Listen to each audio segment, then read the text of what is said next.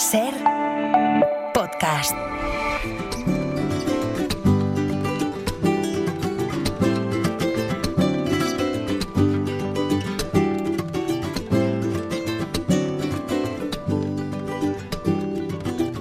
Mirando desde mi balcón las transeúntes, haciendo de cuenta que estoy tomando apuntes. Y ella busca algo en su cartera y yo me digo, ya llegó la primavera. Y la maceta enfrente se llenó de brotes y allá abajo el barrio se llenó de escotes.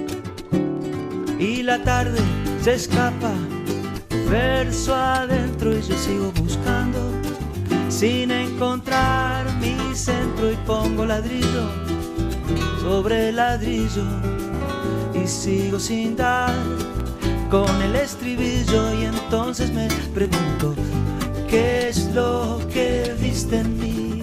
¿Qué es lo que te hizo abrir así tus miedos, tus piernas, tu calendario, las 7 puertas sagradas de tu santuario, la extraña luz de tu cámara oscura, el infranqueable cerrojo de tu armadura? Si hay una canción bonita y que retrate con maestría la vidilla de un barrio céntrico cualquiera, de cualquier ciudad, es esta que se llama Las transeúntes, de Jorge Drexler.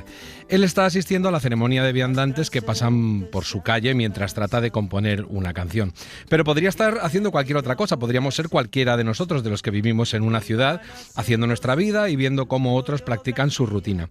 Pero esto está empezando a cambiar. El vecino es distinto cada semana porque el piso de al lado pasó a ser de alquiler vacacional. Y ya nadie baja los recados diarios porque los comercios ya son para turistas, no para vecinos de toda la vida. Vivo en el número 7, calle Melancolía.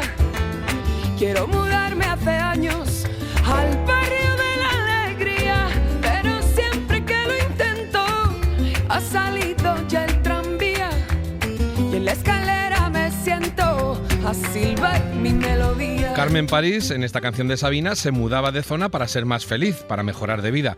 Pero ahora muchos están teniendo que cambiar de barrio por lo contrario, para ser más infelices porque no pueden pagar los precios de las casas donde siempre vivieron ellos y sus vecinos. Ni tampoco pueden hacer una simple compra porque donde siempre hubo una panadería, ahora hay un gastrobar muy cool. Es que hasta la palabra para definir este fenómeno es muy cool, se llama gentrificación. Y no, yo no me niego al progreso, me niego a que se comercie con el derecho a la vivienda.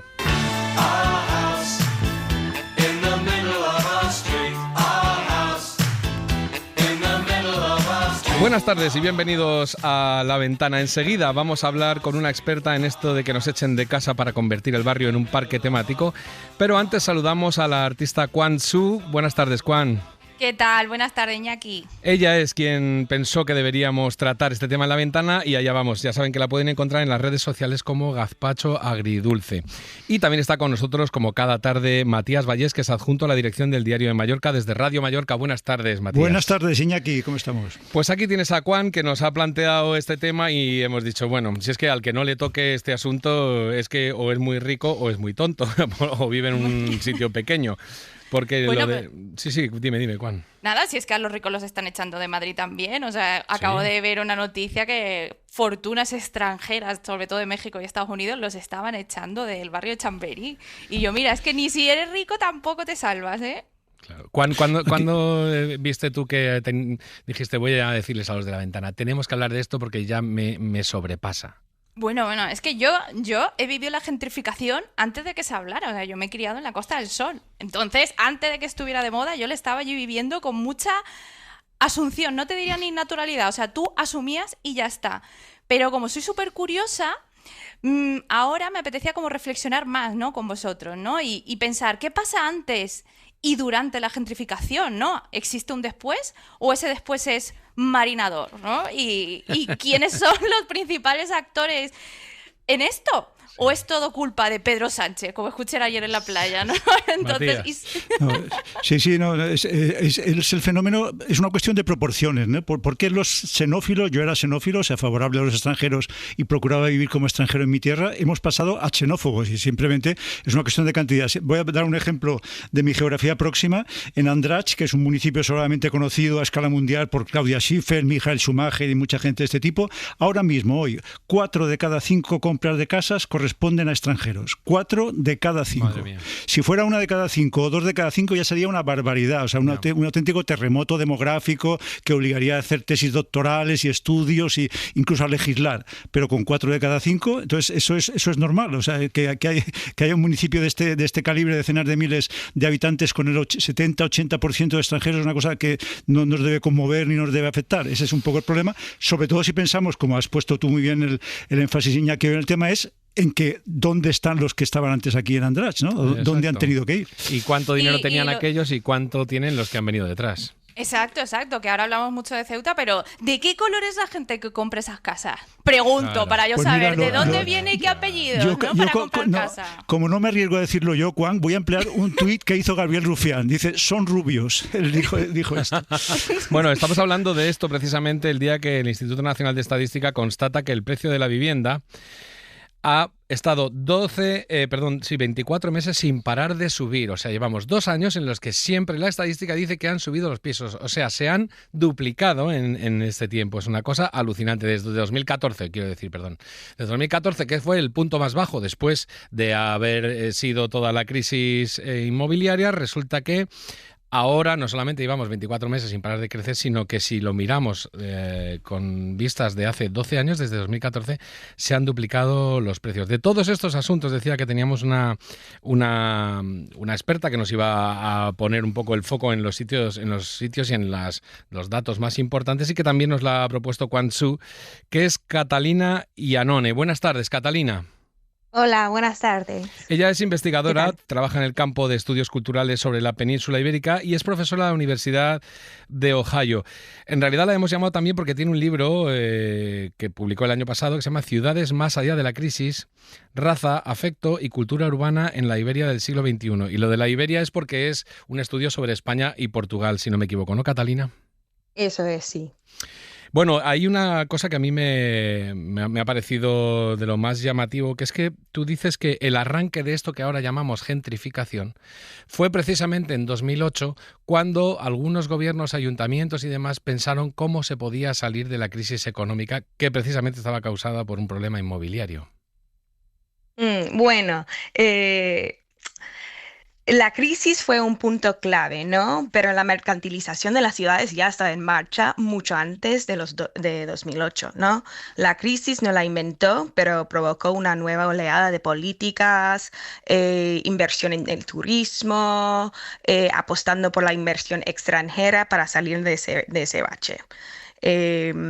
Pero decir que empezó justo en ese momento, no, tampoco es cierto. Ya, fue un momento en el que aquello tomó más importancia, aunque era un fenómeno que estaba siendo ya, diversificado por diferentes lugares y diferentes métodos. También te quería preguntar, porque habrá quien nos está escuchando y con las definiciones blandas, digamos, que hemos dado hasta ahora, no sepa muy bien exactamente qué es la gentrificación. Bueno, me alegra, sí, quiero aclarar eso, ¿no? Porque el término en sí viene de la socióloga británica Ruth Glass, que la acuñó en los años 60 para hablar de Londres.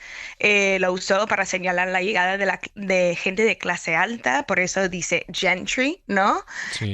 A los barrios obreros de la ciudad, pero el barrio obrero es el punto clave, ¿no? En términos estrictos es el proceso por el que un barrio obrero se convierte en un lugar con estatus, pero hoy es más bien un término paraguas. No. Estamos usando la palabra para hablar del turismo, la turistificación, la masificación, el cambio de vecinos y muchas partes de las ciudades, no solo los barrios obreros, como dijo Chuen al principio cuando habló de Chamberí. Chamberí no es para nada y nunca ha sido un barrio obrero. Bueno, es verdad, pasó de clase media a clase media alta, pero sí. Eso es un barrio de Madrid, para el que no lo sepa, perdonen el centralismo. Juan, por alusiones. Sí, sí, a mí me gusta mucho lo que habla del tema obrero y también como Cata también estudia la raza. Es decir, hemos hablado de la gente de qué color compra esas casas, ¿no? Y a mí me gustaría también preguntar, barrio obrero y raza, ¿cómo contribuye eso a la narrativa gentrificativa? ¿O de repente esto ya, lavapiés, no nos lo podemos permitir? Bueno, yo voy a decir que volviendo al uso del término, cuando hablo del uso tan expansivo, nos está señalando un descontento general con el modelo de ciudad actual, estando donde estemos, ¿no? O en Madrid, o en Málaga, o en otra parte de la península. No estamos contentos o las poblaciones no están contentos con la ciudad actual o el modelo que las trata como negocios. Luego, a la hora de denunciar estos cambios, nombrarlo no basta, que tenemos que pensar en qué genera estas condiciones, ¿no? Cómo poder defender un barrio, pero dejar que evolucionen, porque es otra parte de todo eso, que un hecho de la evolución urbanística es que las ciudades siempre están en esos procesos de cambio y la raza está en ese punto, ¿no? Que hoy en día las ciudades españolas son cada vez más diversas, y a la hora de debatir y defender la comunidad o la ciudad que queremos, muchas veces caemos en las narrativas de la culpabilidad y asignar la culpabilidad a ciertas poblaciones. Está Matías Vallés también escuchando. Sí, te iba a decir, ha empezado Catalina y Iñaki hablando de que todas las casas españolas han doblado su precio de 2014, o sea, la media, por tanto todas. ¿A qué porcentaje, cabría preguntarse, de la población española le han doblado el sueldo en ese tiempo? A nadie, y desde luego no a los vecinos de esos barrios. Sin embargo, esas casas se están vendiendo. Entonces, si se doblan los precios y las casas se venden, es que alguien puede pagarlas, con lo cual llegamos a la famosa frase de "es el mercado amigo" de Rodrigo Rato y de Ábalos, que dijo algo parecido. Pero yo lo que te quería plantear es, en lenguaje estadounidense donde tú eres, Mamdani, el nuevo alcalde de Nueva York, lo que predica es Nueva York para los neoyorquinos, que es un poco la esencia de lo que también está ocurriendo en España. ¿Eso es factible? ¿Eso se puede hacer? ¿Devolver la ciudad a sus habitantes tradicionales, digamos? Bueno, lo de las habitantes tradicionales es un punto muy importante que debatir, ¿no? Porque cuando estamos hablando de la defensa de la ciudad o la necesidad de devolver la ciudad a ciertos habitantes, estamos hablando de la comunidad, ¿no? Pero ¿en qué comunidades estamos pensando? Pregunto yo. Claro. En los desplazados, en quienes han tenido que vender sus viviendas y han dado paso a otra gente, cuidado, en contra de su voluntad, ¿eh? No es un proceso voluntario. Lo que tenemos ahora en las ciudades, y en concreto en la geografía que yo habito, es ciudadanos espaciales y temporales, es decir, gente temporal que se ha pasado 20, 30 años en la isla, en Madrid, en Málaga, en todas estas ciudades afectadas, y los espaciales, que son los que han comprado. Es decir, una persona que ha pagado 2.1.800.000 euros por una vivienda es mucho más español que la mayoría de nosotros, no sé lo que habéis pagado vosotros, pero que la mayoría de nosotros, que en ningún caso podríamos haber pagado esto. Esta situación, este desplazamiento, que es la gentrificación, lo que hace es crear estos exiliados y contradice, porque se habla siempre mucho del derecho a desplazarse, es decir, podemos vivir donde queramos, sí, pero también hay un derecho, que lo plantea Enrico Letta en su informe Letta de la Unión Europea, derecho a quedarse, es decir, se está violentando el derecho a quedarse de mucha gente. Claro, pero también hay gente recién llegada a la que hay que defender también. Cuando hablamos de la población migrante, de barrios diversos como el Raval, Lavapiés y otros barrios en la península ibérica, esas personas no llevan 20, bueno, algunos sí llevan 20 años, 30 años, pero forman parte de esas comunidades que también están siendo desplazadas, ¿no? Y por eso tenemos que pensar un poco en, cuando hablamos de la defensa de la comunidad, la diversidad de esa comunidad. Catalina, si yo no he entendido mal y si no tú me corriges, en tu estudio tú pones la lupa precisamente en Lavapiés, que lo has mencionado antes, y en otro barrio de Lisboa que se llama Mouraria. Y en ellos dos tú encuentras que pasó, entre otras cosas, algo así como que cuando llegó la crisis se les puso como ejemplo de barrios tradicionalmente obreros y multiculturales, y que se puso como señuelo para que la gente viniera, para que invirtieran, para que estuvieran allí pasando una temporada, como diciendo, vienes al auténtico Madrid o al auténtico Mouraria, que además es multicultural. Pero resulta que eso era un señuelo porque luego se ha convertido en un lugar donde ya no pueden vivir aquellas clases pobres que vivían antes. Claro, sí, pues en estos dos barrios se reúnen muchas de las tendencias que sigo en mi investigación, pero una de las ideas principales es la idea de la ciudad negocio, que es tratar la ciudad como una empresa que hay que hacer rentable, en vez de un lugar donde vivir, un lugar para sus habitantes, ¿no? Y en eso vemos en barrios diversos, multiculturales, históricamente estigmatizados como Mouraria o como Lavapiés, vemos que su propio carácter en esas instancias, la diversidad racial y cultural, se convierten en pilares de su marca, ¿no? Y eso es algo que hay que cuestionar también. Claro. Quang-Soo, te toca el turno. Sí, y yo pensaba también en cuanto hablamos de los actores, ¿no? Que contribuyen o que no contribuyan a esto. O sea, bueno, yo en verdad sé lo que piensa Cata, pero bueno, se lo voy a preguntar igual, ¿no? O sea, ¿crees que hay partes aliadas de la izquierda o de la derecha en favor de los ciudadanos y en contra de los desplazamientos?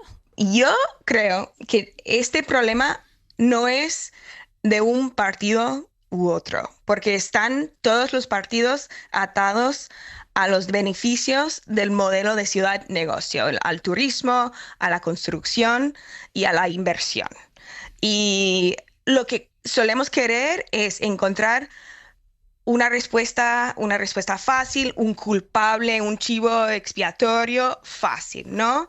Pero hay varios actores que contribuyen a estos procesos, y para seguir adelante, en vez de decir solo identificar y hablar de los culpables, que ya sabemos quiénes son, no hay un solo culpable, pero hay muchos vehículos de la gentrificación. Tenemos que pensar en las alternativas a esos procesos y a cómo a través de cómo defender activamente a quien no genera capital en esos contextos, sea quien sea. Oye, me encanta lo del verbo defender porque es muy explícito.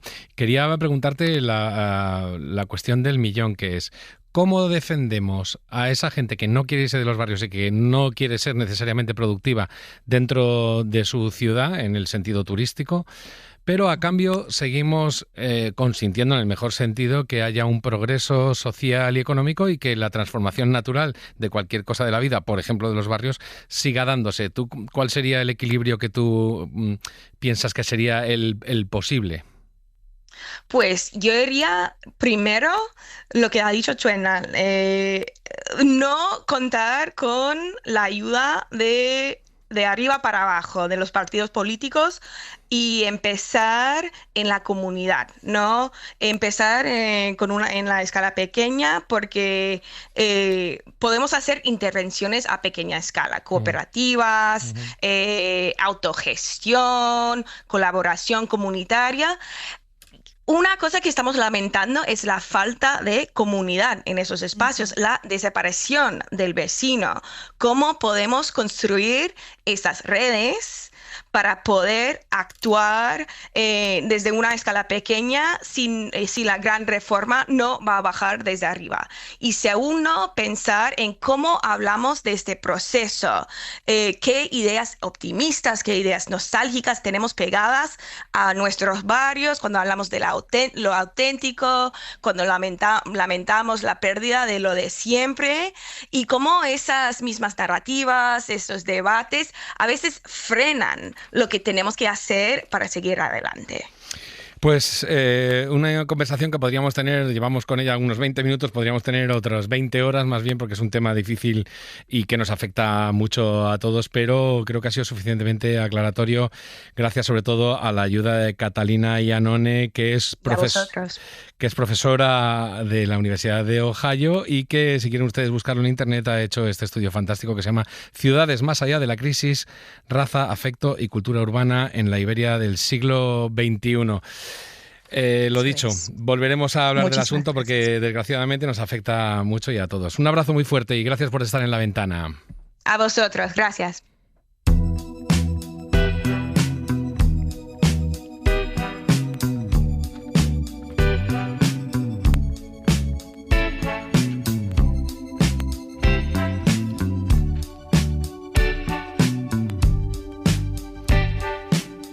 Y vamos de un extremo al otro, porque estábamos hablando de ciudades que quieren convertirse en parques temáticos a ciudades que simplemente quieren hacer la vida normal y corriente y seguir vendiendo en sus tiendas y que sus propios vecinos, que no tienen ningún problema de gentrificación por ahora, sigan haciendo una vida normal. Estoy hablando de Ceuta, porque el vicepresidente primero y ministro de Economía, Carlos Cuerpo, estaba este lunes en Ceuta para conocer de primera mano la situación económica de la ciudad y para avanzar en un plan de apoyo a los sectores más afectados, que ya saben ustedes que son muchos porque la crisis migratoria está siendo poderosa. Una visita que además se produce después de que la Cámara de Comercio de Ceuta alertara de que la economía ceutí podría registrar pérdidas de más de 27 millones de euros durante el mes de agosto, solo durante el mes de agosto, si la situación se prolonga. Saludamos al secretario general de la Cámara de Comercio de Ceuta, Joaquín Mollinedo. Buenas tardes.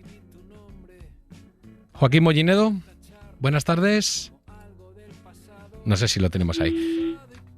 Bueno, sí, seguimos teniendo a Matías y a Quansu. Lo del asunto de Ceuta en realidad es un asunto completamente contrario, como decía yo antes, que es el de poder hacer una economía normal y corriente. O sea, bajar a comprar el pan y que el señor de la panadería pueda abrir y que todo el mundo esté seguro en sus comercios y que todo el mundo pueda, los ciudadanos de a pie, pues puedan seguir haciendo una vida corriente, que creo que no es lo que está siendo últimamente. Creo que ya tenemos a Joaquín Mollinedo al teléfono. Buenas tardes. Buenas tardes. Joaquín, estábamos preguntándonos aquí si, así, por abrir, por empezar una pregunta blanda, si la gente está pudiendo hacer una vida, digamos, comercial, normal y corriente estos días en Ceuta. No, qué va. Sí, la vida comercial y la vida empresarial, sobre todo el sector servicios, que es la base de la economía de Ceuta, no está siendo normal ni por desgracia tiene perspectiva ahora mismo de que se normalice. Muchos comercios y sobre todo mucha hostelería ha aprovechado la bajada de ventas para adelantar vacaciones.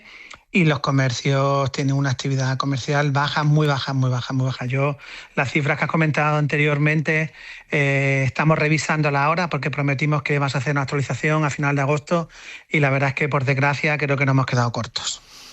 O sea que esperáis que sea todavía más poderoso. Nosotros imaginamos tiendas en Ceuta, pero no sé si hay algún tipo de industria o similar, porque usted hablaba de empresas en general. ¿Qué más tipo de actividad económica hay aparte del comercio, digamos, de calle en Ceuta? Ceuta tiene principalmente dos grandes sectores. Uno, lo que es el sector servicios, predominado por en el comercio y la hostelería. Y luego es verdad que en los últimos años, que el esfuerzo importante que ha realizado la ciudad en atraer empresas tecnológicas. También tenemos un peso importante de empresas tecnológicas, sobre todo relacionadas con el juego online, con servicios que se dan desde Ceuta a través de Internet. Pero esos son los dos principales sectores. Es verdad que el otro no se ha afectado, pero sí está afectando a futuras inversiones que se han quedado paralizadas, que no han comunicado a la Cámara, que se quedan en stand-by hasta ver cómo evoluciona. Y el sector servicios, que es el que, principalmente el comercio, da más empleo, el que se está viendo más afectado. Matías Valles. Sí. Entonces, Joaquín, ¿qué ocurre en este sector servicios? Que supongo comercio, hostelería, bares, restaurantes, ¿han cerrado? ¿Tienen menos cifra de de negocio? ¿Están asustados? ¿Por qué se ha dado esta situación que conduce a pérdidas de decenas de millones de euros? Pues porque sencillamente, en primer lugar, porque si hablamos del turismo, que tiene incidencia en el sector del comercio y el turismo, las cancelaciones han sido superiores al 90%. Es lógico y normal pensar que las personas que venían a nuestra ciudad para disfrutar de un ambiente turístico de vacaciones, pues ante las imágenes que se han sido difundidas y que ocurren en nuestra ciudad, pues ha habido cancelaciones masivas a partir de casi al inicio de la feria. Luego también la feria, la cancelación de las ferias patronales, como no solamente en Ceuta, sino que en otras ciudades y otros territorios, Málaga, Sevilla, Jerez, todas las ferias generan alrededor de sí misma una actividad económica muy importante. Y por último, que la gente en Ceuta no está saliendo. La gente en Ceuta tiene miedo, hay una sensación de inseguridad, y la gente en Ceuta, como me decía un empresario de comercio, para que la gente te compre tiene que haber alegría. La gente tiene que salir y tener ganas de gastar, y ahora mismo la gente pues está retraída en las casas, no salen a comprar. Ese paseo que tú das y que dices, mira, un escaparate, voy a entrar, eso no está dando, y también lo está notando efectivamente el sector de la hostelería, y de forma muy importante. Consu. Sí, yo tenía una pregunta también, porque hace tiempo vi este documental que se llama Melillense, que también tiene sus X años, ¿no? Pero hablaban de cómo un motor importante económico de la ciudad era el comercio, pero no el comercio solo de Melilla, de la ciudadanía de Melilla, ¿no? Porque era un comercio pequeño, sino que cuando las fronteras eran más laxas había mucho comercio que venía de Marruecos y que era el motor económico de la ciudad. Una vez que eso se cerró y se le daba la espalda, que eso decía el entrevistado, al que llamaban el culi, a ver si me escucha, ¿no? Pero muy interesante saber vale, los comercios, pero quienes compran, ¿no? Que ahora mismo a lo mejor, cuando decimos lo normal en una ciudad como Ceuta o una ciudad como Melilla no es lo normal como una ciudad en la península, ¿no? En cuanto a comercio o en cuanto a un día normal en una ciudad que hace frontera. A ver, el comercio que este señor hablaba principalmente era el comercio atípico, que se cortó antes del 2020. A partir del 2020, tenga en cuenta que 2020 y 2021 la Unión Europea cerró por el tema del COVID la frontera. Luego, a raíz de la entrada a la frontera, a partir del COVID, ya la entrada de personas marroquíes a Ceuta se hace con visado, es decir, antes era una excepción de Tratado de Schengen. Por lo tanto, dentro de este informe hablamos también del impacto del turista marroquí. Es decir, no tanto el cliente que usted está hablando, sino que es verdad que en el mes de agosto, aprovechando que en la zona del norte de Marruecos hay muchas zonas turísticas y de lujo, es verdad que había una serie de turistas marroquíes que pasaban en la frontera y consumían y compraban en nuestra ciudad. Eso también está recogido dentro del impacto económico que hemos hablado. Pero es verdad que a raíz de los cambios que lo estoy diciendo yo, sobre todo a raíz de 2021, porque estuvo la frontera cerrada, y el hecho de exigir el visado, el comercio y la hostelería de Ceuta y también de Melilla ya no dependen como dependían anteriormente de la zona de influencia de Marruecos que tenemos alrededor. Yo quería hacerle la pregunta más directa de todas, que es, hoy que está allí el vicepresidente primero y ministro de Economía, Carlos Cuerpo, ustedes se verán con él, y yo quería saber... Mañana se verán con él, sí. Quería preguntarle cuáles son exactamente las medidas urgentes que ustedes le van a proponer al vicepresidente del Gobierno, las más concretas que a ustedes se le ocurran. Bueno, nosotros tenemos dos medidas básicas. Uno, el de una ayuda para directa a las empresas para la supervivencia y compensación de los gastos generados. Y dos, la aplicación, igual que se ha aplicado un Real Decreto que se ha aplicado a las zonas que han sido afectadas por los incendios en Madrid u otras zonas, una aplicación que permita, de ese Real Decreto, que permita la conservación del empleo. Para nosotros es muy importante también conservar el empleo. Tengan en cuenta que nuestro tejido productivo está compuesto casi todo por microempresas y autónomos. Y como le he dicho, nuestro tejido productivo está en servicios y tecnológico. Es decir, que no podemos, otros mercados no pueden absorber de forma natural, como ocurriría en el resto de la península, el desempleo. Entonces, queremos un sistema protector que nos permita permita, si hace falta, hacer ERTEs controlados, en el que los trabajadores, por ejemplo, tengan una gratificación y se les complete el sueldo, que haya paralizaciones y moratorias de la seguridad social. Es decir, unas medidas concretas que permitan de forma urgente que lo que se está destruyendo se pare y por lo menos hasta que se decomponga la situación, bueno, pues esa empresa y ese tejido productivo pequeño pues pueda sobrevivir hasta que veamos cómo reconduce la situación, y evidentemente después tiene que esto ir acompañado con medidas muy importantes de lavado de la imagen de Ceuta, porque la imagen turística de nuestra ciudad y la imagen de territorio de inversión en nuestra ciudad está, como usted comprenderá, altamente dañada. Pues les deseamos mucha suerte desde La Ventana en su reunión con el ministro de Economía, Juan Carlos Cuerpo, y nada, le damos mucho ánimo. Y le agradecemos que se acuerden de nosotros. No, ha sido un placer, estaría bueno también, estamos allí siempre que hace falta. Gracias, Joaquín Mollinedo, secretario general de la Cámara de Comercio de Ceuta.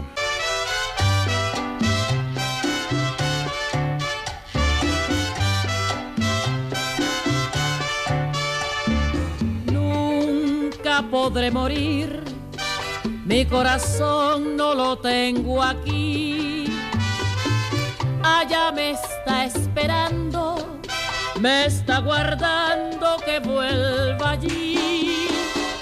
Cuando salí de Cuba, dejé mi vida, dejé mi amor. Cuando salí de Cuba, dejé enterrado mi corazón. Carlos León Amores, buenas tardes. ¿Qué tal? ¿Cómo estás, Iñaki? ¿Cuántas veces has salido tú de Cuba? Unas cuantas. Unas cuantas. He entrado, he salido, he vuelto al Caribe. Sí, acabas de volver del Caribe precisamente ahora también, ¿no? ¿De dónde venías? Prácticamente voy una semana cada mes. Que sepas que están vigilándote todo lo que digas, por si acaso Quan Su, que es artista, y Matías Vallés. Hemos traído a Carlos León porque acaba de publicar un libro precioso que se llama Hundidos, 4 siglos de historia entre España... 4 siglos de historia de España, 1492-1898, que fue cuando se perdió Cuba precisamente. ¿Tú has elegido ese periodo para este libro sobre arqueología submarina exactamente? ¿Por qué? Bueno, la idea que como arqueólogo submarino siempre me ha interesado los barcos españoles hundidos en América en general, y la verdad es que la presencia española en América empieza con un naufragio que es el de la nao Santa María, que se hunde en las costas de lo que hoy es Haití, y termina con otro naufragio que es el de la flota de Cervera. Entonces he buscado para este libro 16 relatos, que son 16 tragedias navales que engloban más o menos como unos 75 barcos hundidos y que van pasando por todos los periodos históricos y al final pues nos van contando un poco la historia de España, de los fracasos, no de las grandes batallas ganadas y tal, sino de esos barcos que además de hacer historia hicieron arqueología porque se hundieron. Claro, es que estamos viendo que se está secando el Rin, el Danubio, están apareciendo todo tipo de cosas, el Tíber, están apareciendo todo tipo de restos históricos y arqueológicos, y Carlos León hace lo contrario, o sea, si Mahoma no va a la montaña va a Mahoma, entonces él se sumerge y como buen arqueólogo submarino, tal como dice él, que es doctor en arqueología, no crean que es una afición así que cogió un domingo por la tarde, pues se dedica a eso, a encontrar restos. Si tú tuvieras que decirme el momento más emocionante de todas las historias que tú has vivido buceando y viendo con tus propios ojos todos esos pecios, ¿cuál sería? Bueno, nosotros hemos trabajado mucho y la verdad que a mí me ha impactado siempre el trabajo que hicimos en la República Dominicana, en las costas de Miches, en un barco que transportaba mercurio y en el que además de la parte arqueológica, de encontrar ahí muchos restos en muy buenas condiciones del barco hundido, de un navío del siglo XVIII, además es que paralelamente encontramos un montón de documentos en el Archivo de Indias de los supervivientes de ese barco. Entonces, esa forma de conectar la historia con la arqueología me parece casi más importante que haber encontrado. También hemos localizado, claro, desde joyas hasta monedas, restos de cerámicas, etcétera, muchas cosas que nos conforman un poco la cultura material de ese barco, de ese momento, ¿no? Pero me interesa mucho esa combinación entre la historia y la arqueología. Es que la arqueología submarina tiene una dimensión romántica que es comparable a la propia navegación de aquellos años, ¿no? Hoy. Y entonces, pero lo que te iba a preguntar, también hay un aspecto económico, hay gente que evidentemente quiere rescatar estos peces con objeto de rentabilizarlos. ¿Es un buen momento para los cazatesoros? ¿Supone un enemigo para vosotros? Bueno, siempre han sido un enemigo. El problema es que en muchos países han tenido mucha permisividad. Entonces, en el Caribe y en el entorno, por ejemplo, también de las costas de Florida, etcétera, pues han proliferado mucho los piratas modernos. Ya lo hicieron en su época, porque la piratería existe desde que empezaron a hundirse barcos españoles, casi todos, cargados con grandes cargamentos de oro y de plata que venían de vuelta para España, y la piratería de la época, del siglo XVII, pues surgió ya ahí al hilo de esos naufragios. Pero lo que nos preocupa son esos buscadores de tesoros modernos, actuales, que desde que se generalizó un poco el buceo con escafandra autónoma, que nos facilita mucho llegar al fondo submarino, pues no han parado de destrozar barcos hundidos, sin tener en cuenta que son yacimientos arqueológicos y que en la arqueología el contexto es fundamental para entender cómo fue el suceso, qué personas estaban allí, cómo estaban colocadas, etcétera, cuál era la cultura material, qué es a dónde iban, cómo era la vida a bordo, etcétera. Todo esto nos lo cuenta si hay un contexto. Si lo destrozan, pues al final lo único que tenemos son objetos colocados en un museo y poco más. Los oyentes de La Ventana recordarán que en 2007, lo digo por esto de los piratas que andan cazando tesoros, en 2007 decía la empresa estadounidense Odyssey Marine. Recordarán que encontró una fragata española, Nuestra Señora de las Mercedes, que había sido hundida en 1804, y entonces la compañía extrajo de forma ilegal y cerca de 500.000 monedas de oro y de plata, en fin, la llevó a Estados Unidos. Hubo un litigio bastante largo que duró creo que hasta 2012. Total, que a raíz de esto creo que el gobierno español decide investigar y hacer una especie de inventario de qué es todo lo que hay sumergido en el que tú has estado trabajando, ¿no? Sí, también surge, claro, en ese momento, la verdad que todo lo de Odyssey y la fragata Mercedes en aquel momento pues fue un auténtico desastre, pero provocó el que los gobiernos se hicieran la pregunta, bueno, ¿cuántos barcos más como este tenemos hundidos por todas las aguas, ¿no? Entonces yo empecé y propuse un inventario de barcos hundidos españoles en América, que es el territorio que yo más conozco, y comencé a trabajar para el Ministerio de Cultura, y la verdad es que el trabajo, que hemos estado casi 5 años ininterrumpido, ¿no? Y luego a veces, bueno, hemos parado, hemos tenido periodos de mayor y menor actividad, pero llevamos localizados casi 800 barcos españoles hundidos en América. Es decir, es que al final hablamos de la fragata Mercedes, que está en costas nuestras, ¿no? En este caso en costas de Portugal. Pero la cantidad de barcos que tenemos hundidos allí es brutal. Yo creo que por los datos que empezamos a tener, pues está en torno a los 1.000 barcos españoles hundidos en América. Claro. ¿Y qué se hace con esos barcos? Es decir, porque están en América, son barcos españoles, pero las cosas en su momento se crearon en América, ¿no? ¿Se pretende dejar ahí? ¿Se pretende llevar a un museo? O sea, ¿qué pasa después? Bueno, la política general es que hay una convención de UNESCO de 2001 que algunos países del entorno americano han ratificado y la siguen al pie de la letra, y hay otros países que tienen sus propias legislaciones sobre patrimonio subacuático. Lo normal es que haya una colaboración entre los países en los que está hundido un barco español y España, por ser, digamos, el dueño, digamos, un poco de la embarcación. Pero lo normal es que se queden en los sitios. Normalmente España solo reclama cuando hay una posibilidad de expolio, cuando hay un expolio ya confirmado, ¿no? Pero normalmente son yacimientos arqueológicos que están en territorio, en aguas americanas, y normalmente pues los países, a veces con colaboración española, pues son capaces de sacar hacer una buena excavación, una buena intervención y sacar las cosas y ponerlas en sus museos, ¿no? Porque estos 800 barcos de lo que hablas, o 1 millar de barcos, por generalizar, ¿cumplen con este mito de que están cargados de lingotes de plata y oro? No. Esto es el One Piece. Se estaba poniendo ya el neopreno, estaba yo pensando, sí. No. La mayoría la mayoría están en muy poca profundidad, porque los barcos se hunden cuando chocan con la costa, no se hunden en medio del mar. Entonces, normalmente están en poca profundidad. Ya en la época, si se hundieron en el siglo XVII, XVIII que es cuando más comercio hay de oro y plata, se recupera todo lo que se puede en la época. Y lo que sí tenemos son muchos documentos que tienen que ver con la acción que hizo España en ese momento para recuperar esos cargamentos, porque aparte de ser pioneros en la navegación, ¿no?, en este sentido, pues también lo fuimos en el buceo. O sea, nadie ha hecho ni tiene tantos inventos relacionados con el buceo como España, que están dibujos, descripciones, etcétera, que están en nuestros archivos guardados y son espectaculares. Son como unos dibujos marcianos, ¿no?, de Leonardo da Vinci, pero del siglo XVI o XVII. Entonces se recuperaban en gran parte. Y la otra parte, pues no todos los barcos vienen cargados de materiales que son caudales o que son oro, joyas y tal. Ahí hemos encontrado barcos con mercurio, barcos con pieles, barcos con grana cochinilla, con tintes, hay de todo. No se mueva nadie de ahí, ni los oyentes de La Ventana, ni Juan ni Matías, porque seguimos hablando enseguida con Carlos León de este libro precioso sobre arqueología submarina que repasa pues todos esos pecios que ha ido encontrando él con sus aletas y su neopreno. Volvemos enseguida.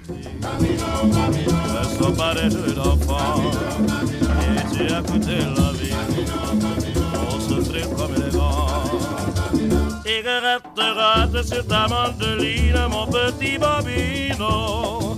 La musique est plus jolie, et sur le ciel de l'Italie. Et canta de ta voix câline, mon petit bambino.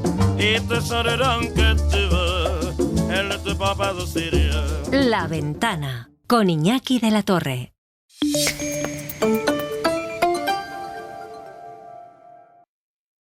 La Ventana siempre está abierta en nuestras redes sociales. Síguenos en YouTube, Instagram, TikTok, Facebook y X. En un mundo donde los algoritmos eligen qué te interesa, a quién escuchar... Estos son los temas más virales de hoy. ¿Y qué es relevante?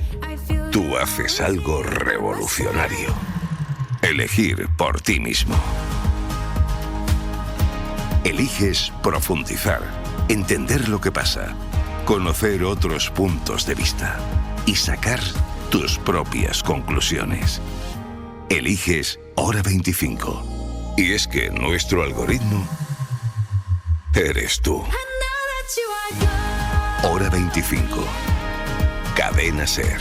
El poder de la conversación.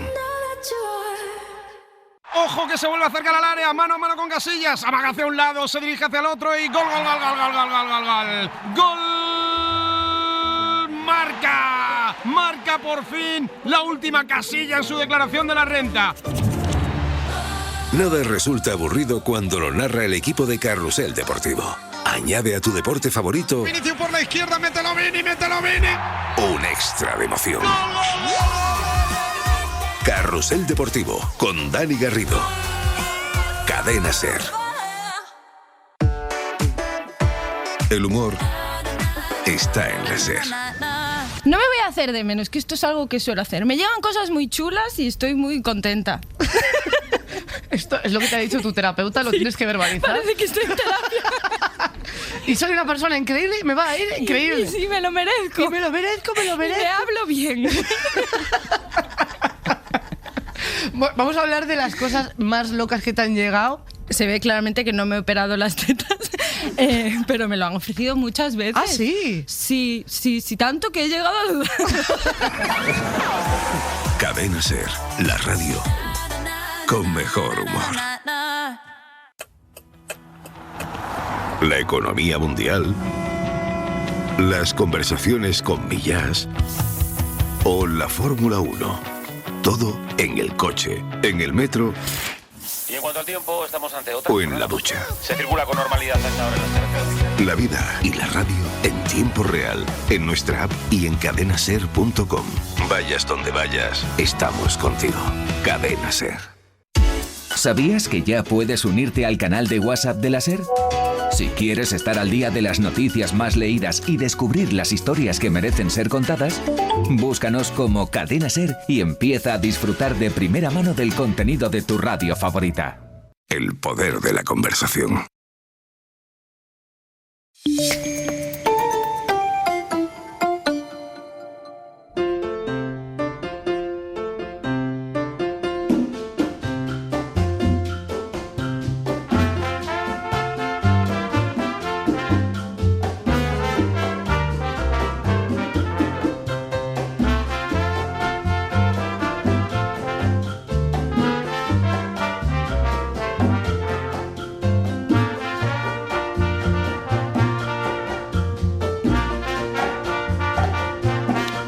Las 5:08 en la península, 1 hora menos en Canarias. Seguimos con Carlos León, arqueólogo submarino, y por supuesto con Quan Xu y con Matías Vallés, hablando de eso, de los hundimientos que se recogen en un libro precioso que yo tengo en mis manos, que es Hundidos, 4 siglos de historia de España, 1492-1898, que es precisamente cuando se perdió Cuba, como decía yo antes.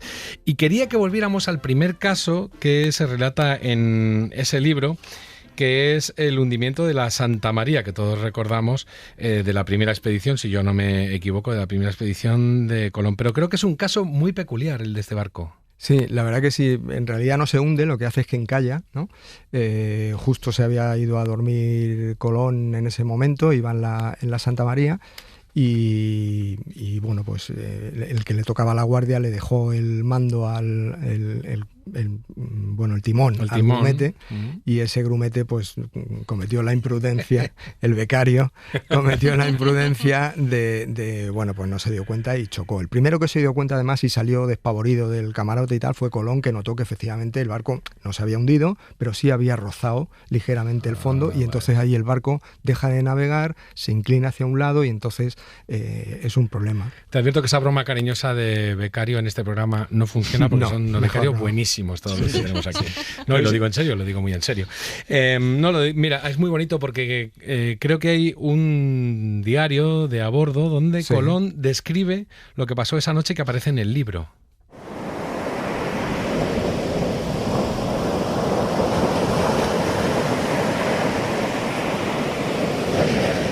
Quiso nuestro Señor que a las 12 horas de la noche, como habían visto acostar y reposar al almirante y veían que era calma muerta y la mar como una escudilla, todos se acostaron a dormir, y quedó el gobernalle en la mano de aquel muchacho, y las aguas que corrían llevaron la nao sobre uno de aquellos bancos, los cuales, puesto que fuese de noche, sonaban que de una grande legua se oyeran y vieran. El mozo, que sintió el gobernalle y oyó el sonido de la mar, dio voces, a las cuales salió el almirante, y fue tan presto que aún ninguno había sentido que estuviesen encallados. Es impresionante lo de leer al propio Colón contando cómo fue su aventura allí. ¿Qué parte hay de estudiar antes de irse a hacer una expedición como esta? Bueno, claro, los textos no siempre cuentan la verdad. Es decir, a veces lo que nos ocurre también, o en algunos casos, los arqueólogos submarinos que han trabajado en barcos en los que hay documentación histórica, es que lo que se han encontrado resulta que no era verdad.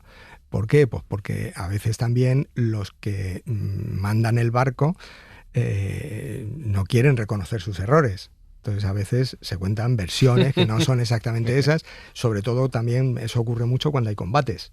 A veces los cañones no estaban preparados para disparar, y entonces tú dices, no, inmediatamente nos pusimos a disparar al enemigo, y en mentira, los cañones estaban trincados o abatiportados porque llevábamos un cargamento enorme y no queríamos quitarle espacio a la carga para dársela a los cañones. O sea, esas cosas pasan, y la arqueología a veces nos cuenta las cosas como son, porque la arqueología no miente. Es curioso que la nave capitana que aguantó toda la travesía de España a América luego se hunda por un accidente que parece pues un poco nimio, ¿no? Y con estas componentes incluso de descuido. Pero yo te quería decir, en este caso, 1492 y los siguientes, con estas naves, sin saber ni siquiera dónde iban, con la perspectiva actual, es una locura, ¿no? Estos navegantes era como lanzarse a la luna, era un auténtico despropósito. Era una locura, y el error que cometieron pues fue en principio, para Cristóbal Colón lo tomó como fatal, una cosa, bueno, terrible, como nos ha pasado esto y tal, pero luego cuando vio que el cacique Guacanagariz con sus indios, que es con el que había quedado para hablar y conocerse, venían en sus canoas a ayudarle a sacar las cosas de la nao y salvarlas a tierra, vio que venían con pepitas de oro y adornos de oro y tal, dijo, vale, espérate, que a lo mejor esto que me había parecido un desastre y un castigo divino, pues resulta que no. Resulta que es que, y en su diario lo dice, entonces me di cuenta que efectivamente Dios me había puesto ese desastre por delante para que me fijara en este sitio, porque si no lo hubiera pasado por delante, ¿no? Eso es verdad, eso fue así. Y luego la navegación, claro, la navegación al Atlántico, cruzar el Atlántico, ¿no? Que es finalmente lo que Colón hace, pues es complicado, pero también es verdad que gracias a los vientos alisios bajando de las Canarias, pues se llegan con cierta facilidad. Es decir, en el fondo se convirtió los vientos alisios y la navegación de un lado para otro convirtió, digamos, en un paso del tiempo, ¿no? Es como un túnel del tiempo en el que tú puedes pasar y pasas desde el siglo XV a la prehistoria. Porque es que, claro, se conecta el siglo XV y todo el Renacimiento y toda nuestra historia europea, de repente, con unos taínos que están en una pequeña islita, o tanto en Cuba como en República Dominicana o en Bahamas, que están prácticamente en el Neolítico, casi con una agricultura muy primigenia, con lo cual se conectan ahí miles de años. Es como si viniera ahora unos tipos de dentro de 4.000 años a vernos, ¿no?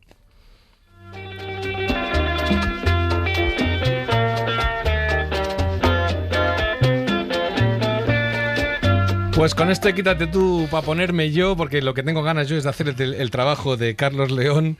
Y canción muy caribeña, por cierto, de la Fania. Despedimos este ratito de La Ventana fantástico que hemos dedicado a repasar este libro, Hundidos, 4 siglos de historia de España y América desde las profundidades, para que decir el nombre completo, que es de Alianza Editorial. Carlos León, aquí te esperamos cuando vuelvas a estar dándote esos chapuzones que tanta envidia nos da. Aquí volveré y os seguiré contando historias. Un gusto oírte y mucha suerte con este libro. Gracias, Iñaki.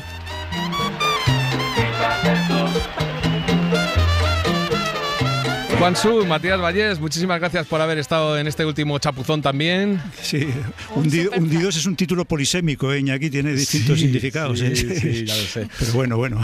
Vienen ya los servicios informativos, gracias a los dos por haber estado, gracias. Un abrazo. Un placer, un abrazo. Y en cuanto acabe el boletín vienen las rutas sonoras de Jacobo Rivero. Les esperamos enseguida.